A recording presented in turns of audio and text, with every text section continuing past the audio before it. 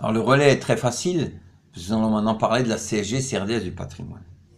La CSG-CRDS du patrimoine, pour le seul qui a été jugé jusqu'à présent, c'est le tribunal administratif de Strasbourg, pour un retraité qui avait du patrimoine mobilier, qui devait payer la CSG-CRDS, mais qui n'est pas assuré en France auprès de la Sécurité sociale.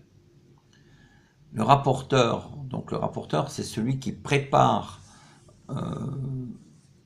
au juge compétent, qui prépare un petit mémoire et qui donne ses recommandations. Le rapporteur du tribunal administratif de Strasbourg a expliqué qu'il serait tout à fait acceptable que l'on pose la question à la Cour européenne de justice que nous avons introduit dans notre plainte.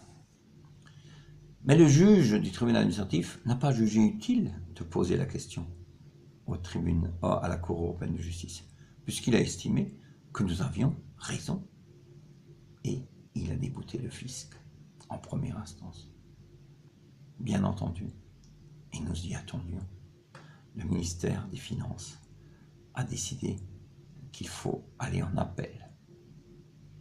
Donc, nous irons en appel. Et là aussi, nous allons demander à nouveau à ce que la question préjudicielle soit posée à la Cour européenne de justice. Si nous sommes déboutés en appel, parce qu'on ne jugera que le droit français, et si on n'estime pas utile de poser la question, il est évident que le dossier atterrira en cassation. Mais à ce moment-là,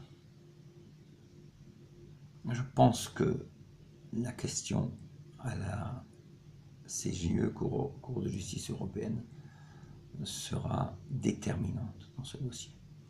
Elle sera d'autant plus déterminante que la Cour de justice de l'Union européenne a déjà statué sur le cas de Ruyter.